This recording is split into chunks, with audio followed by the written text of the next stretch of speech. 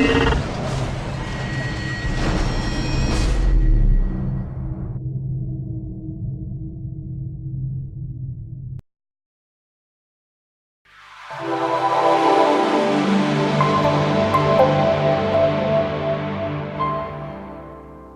one likes the international break, do they? This is your E-Spurs podcast. Come on, you Spurs! Come on, you Spurs! Come on, you Spurs! Come on, you Spurs! Come on, you Spurs! Tottenham, no one is... Hello, good evening and welcome to the E-Spurs podcast. My name's Dan Tracy and once again I'll be your host as we talk some things Tottenham for however long this material will last me. Now, we did have a special episode lined up this week where we would discuss our cult heroes, make sure you pronounce that word properly, not necessarily a dream team mind you, but the players that have put a smile on my guests' faces. That is an idea that's been dropped to the subs bench, but with the small matter of the North London derby this weekend, it would be remiss of me not to get something out this week. So first, I'm going to get the social media bits out of the way. As always, don't forget to subscribe to this show via iTunes or Acast, and you can get every new episode direct as it's released. You can, of course, follow us on social media. We're on Twitter and Instagram at E_Spurs. Facebook is facebook.com/eSpurs page. And we're also on YouTube, Pinterest and Tumblr. And also for all the links to all the eSpurs platforms, just head to our website, which is www.e-spurs.com. Of course, if you'd like to sponsor the podcast, then you can email us at e-spurs@live.co.uk with the email subject sponsorship. Also, it's time to kick off our competition. As I mentioned last week, there's going to be 5 questions across 5 weeks. Once they've all been asked, I'm going to ask you guys to send in each of the 5 answers to a different email address. We'll set up a brand new one with a chance of winning an amazing prize. Now, admittedly, that prize is still to be confirmed, but I promise you it will be worth it. So it is definitely worth investing your time in the next month or so. So here's the first question. It is, which club did Tottenham sign Belgian defender Jan Vertonghen from? A relatively simple one, I think, this week. Let's get the ball rolling. So I'll ask that one again. Which club did Tottenham sign Belgian defender Jan Vertonghen from? So there's question 1. There'll be 4 more after the 5th week. Obviously make a note of them, then email them, and then we'll pick a winner, and then you get your amazing prize. So that's the business part of it out of the way, and now for something completely different.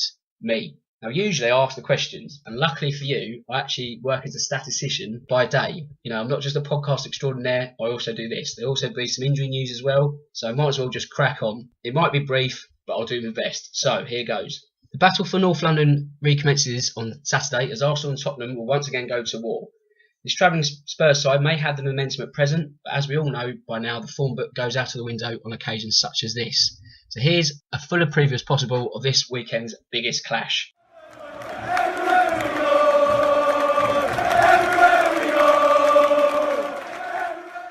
Head to head. So the last 5 meetings, Arsenal 1-1, Tottenham 1-1. There's been 3 draws. So, you know, little to split the 2 teams. Whether you argue that Tottenham going into this game as the favourites, you know, usually you could say perhaps, 5-6 years ago and longer, we'd be the underdogs, you know, always sort of clawing away for that big win. It's now sort of across, each year it's got closer and closer. Whether that is now tilted into our favour, I don't know. Whether Tottenham were actually revelling in the joy of being the perceived favourites, I don't know. Whether that's a role they'll flourish in, who knows. But in terms of Premier League meetings as a whole, Arsenal have just edged that with 18. In terms of wins, Tottenham won 11, but it's actually the draw, which is the most recurring outcome. 21 of the 50 matches have ended in draws in the Premier League. So these 2 teams are Premier League ever presence. They've played 50 previous encounters since 1992 when the Premier League became the best league in the world and all that. That means there's been 42% of these fixtures have been draws. So the smart money might be a draw. Obviously, it's not the result that Spurs fans will want, but that's the way the cookie has crumbled most of the time.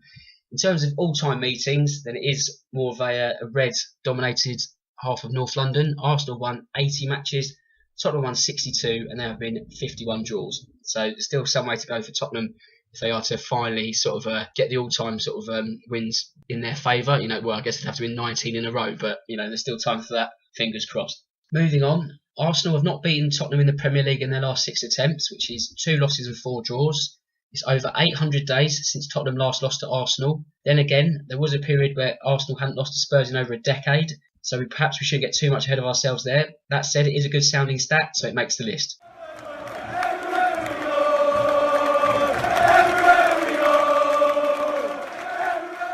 Arsenal. They currently have the third best home record in the Premier League. They and Manchester United are the only two teams to have a home 100% record this season, while Tottenham have the second best away record with 12 points from a possible 15. Their only blemish coming in their defeat to Manchester United last month when Anthony Martial scored that late winner.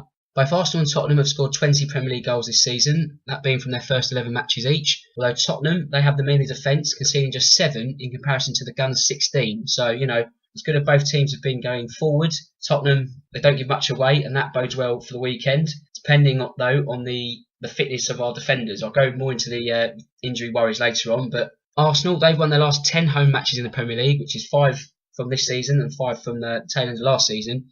And since the start of last season, they've conceded 12 goals from the penalty spot, which is more than any other Premier League side. Petr Cech, he has saved none of the 13 penalties that he has faced as an Arsenal goalkeeper. That's across all competitions. So, if we do get a penalty at the weekend, it does bode well. That said, I may have just jinxed it. If that is the case, I'm truly, truly sorry. After his goal against Crystal Palace, Heung-min Son is now the all-time high-scoring Asian player in the Premier League. That's 20 goals for Tottenham. Hats off to Heung-min. Paulo Gazzaniga, he's the 15th goalkeeper to play for Tottenham in the Premier League. I can't name them all. I'm sure someone out there can. Good luck to you. He passed his test with flying colours on his Premier League debut, and he's the 4th Tottenham keeper not to concede a goal on his debut. I can name the other 3. They are Ian Walker, Hugo Lloris, and Michel Vorm.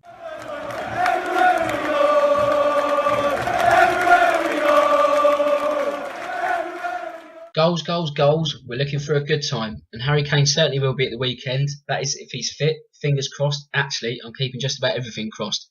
Now, Kane, he's responsible for 40% of Tottenham's Premier League goals this season, and of the current top Premier League goal scorers, he makes the biggest percentage contribution to his club. So if I can explain that in further detail, say for example Mohamed Salah, he has scored 7 goals for Liverpool out of their 21. So if you do the maths, he is responsible for 33.3% of their goals. So Kane, out of those top 10, makes the biggest contribution. Slightly doesn't help the notion that we're a Harry Kane team, but who cares? The player's that good, he can contribute as much as he likes and be damned with it. Talking of Kane, or staying with Kane I should say, he averages 5.9 shots on goal per game in the league. So out of his 10 appearances, he's had 59 shots this season, which is, when you compare it to strikers across Europe, we're talking sort of Ronaldo level, Cristiano Ronaldo level, Messi level, that kind of top tier bracket. When you compare him to Premier League forwards, the next one down is Sergio Aguero with only 3.5 chances per game. So, nearly double, not quite, but it just goes to show how much Kane, when he's on the field, is actually sort of creating. Some might say he's sort of hit and hope or shoot on sight, but if you don't buy a ticket, you won't win the raffle, and more often than not, it seems to be coming up chunks for Kane this season.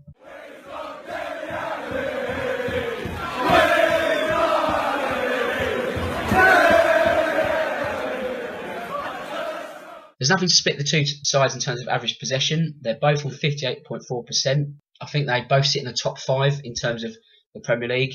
Nothing to split them on there. But in terms of passing accuracy, Arsenal just edge it. They have an accuracy of 84.1% to Tottenham's 83.9%. So, very little in that really, if you're going to split hairs. But you could say, the two metrics, nothing in it at all.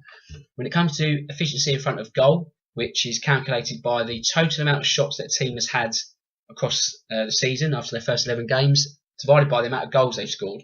So, in this sense, Arsenal are slightly more ruthless. They require just 9.2 shots to score a goal, while Tottenham need 9.6. Now here, you could say that Arsenal's average is lower because they are scoring less and creating less, whilst Tottenham are creating more, but it's always scoring the same. So does that point to Tottenham perhaps being slightly wasteful in front of goal?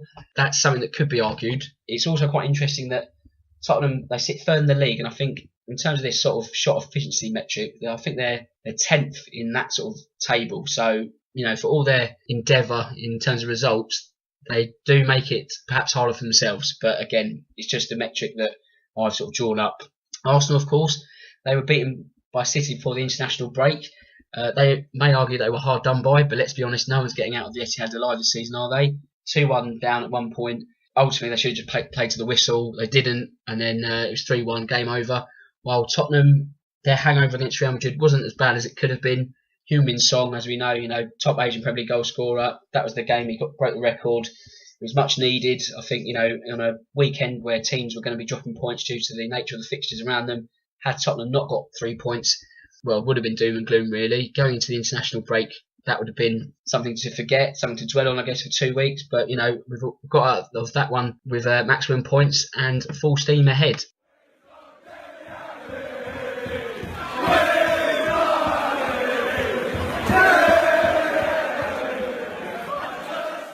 Right, that's my stats blast. It's now time for my memorable meeting. Now, there's been a lot.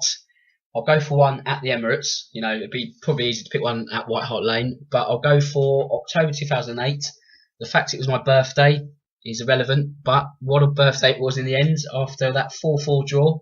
How frenetic was that? I mean, David Bentley's wonder goal from 35, was it 40 yards? Let's say 35. I think for each year, the distance goes further back, doesn't it? It's always like, 55 yards, 60 yards, but let's say 35 yards for the sake of argument. But it all looked doom and gloom at one point, 4-2 down, and then Darren Bent with a late goal, giving us hope, and then that sensational equaliser from Aaron Lennon. It felt like a win, in all honesty. Maybe that's a measure of where the two North London clubs were at the time. Again, were we the underdogs? I'm not too sure, but it felt like a win. It was a great night. Celebrations had by all, more for me certainly. But yeah, that's my memorable meeting. If you want to tweet in with your memorable meetings over the years, feel free. You can do that to at E_Spurs, or also you can tweet me at Dan Tracy 1983. Next up, injuries.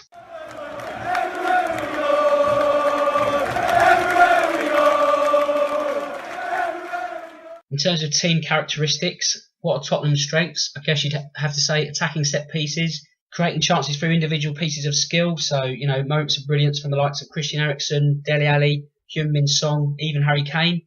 Creating scoring chances, as I alluded to earlier, we might not be perhaps as ruthless as we could be, but we'll certainly create chances, and there'll be a lot of attacking threat from down the wings. You've now got Trippier, Aurier, Davis and Rose. You could pick any 2 from 4, one either side.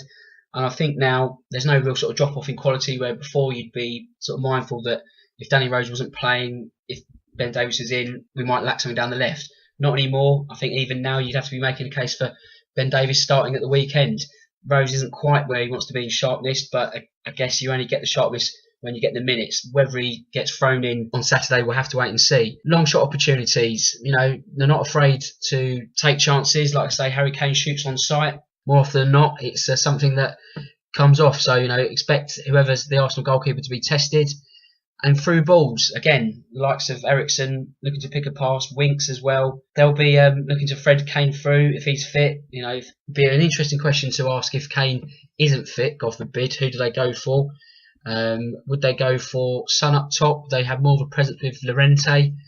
I guess with the defeats of Manchester United, a lot of people did ask why Llorente wasn't started from the off. I mean, with an away fixture, you want more of a presence. But then again, could the likes of Son getting in behind cause damage for Arsenal? Direct free kicks. Eriksen always likes to sort of take the set pieces. Whether he can pull out a rabbit out of the hat in terms of a dead ball, we'll have to wait and see.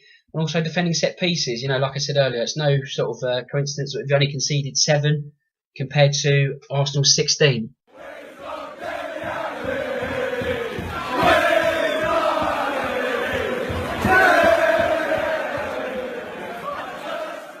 Just like my guess, the treatment table is a little bit full at Tottenham. It's a little bit nervy, I must say. I mean, you look at the likes of Lamela and Wanyama, there's no chance they're coming back, so they're sort of long gone in terms of Saturday. But you then reeled off the other names: Alderweireld, Ali, Lloris, Kane, Winks, Vorm, Vertonghen. It doesn't make for good reading, does it? They're all sort of doubts, minor strains, knocks. They all could be fit. They all might not be fit. But it really could go one or two ways, really. If I was a betting man, which I am from time to time, but not a necessarily good one, I'd put my money on Alderweireld probably missing out. But at the same time, the fact that we've got Sanchez and Vertonghen is probably not going to be felt as much or felt as badly as, say, Harry Kane was out.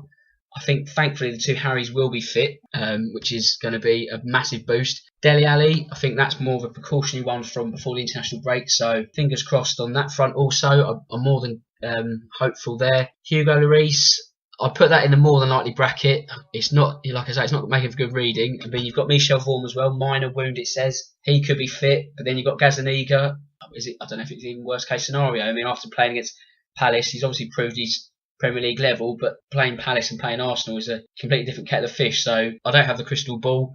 It is just going to be a case of waiting to see what 11 is picked on Saturday. I have read that Vertonghen is going to be playing for Belgium in a friendly while this goes to recording, so that looks more positive. Dembele looks fit, so if he can take over the mantle of Harry Winks, which is a weird thing to say that we're looking at Dembele taking over the mantle of someone else when usually it should be him as a first team starter, but I guess that also highlights the depth we've got. So it's not doom and gloom, but it's not the most easiest of situations we're going into North London derby. But looking at Arsenal's injuries now, and it's not as a long a list as Spurs. Santi Cazorla, he's out with gangrene or whatever it was to his Achilles since 1987 or however long he's been out, so he won't feature. But there is potentially good news with the likes of Callum Chambers, Jacob Mustafi, Danny Welbeck and David Ospina all due to return on Saturday. Whether they'll be forcing their way into a starting 11 inclusion, I'm not too sure. And that pretty much sums things up. I mean, that's it. Whether you watch it in the ground, at home, behind a sofa, behind a curtain, it's going to be tense, I know, but this is North London derbies and this is what happens to us. All you can do, I guess, is enjoy it and see you on the other side next week. And it just leaves me to say, my name's Dan Tracy. Until next week, good night. Last year, Tottenham, no one can stop them. We're gonna do it like we did last year. Tottenham, no one can stop them. We're gonna do it again. We won't give it up.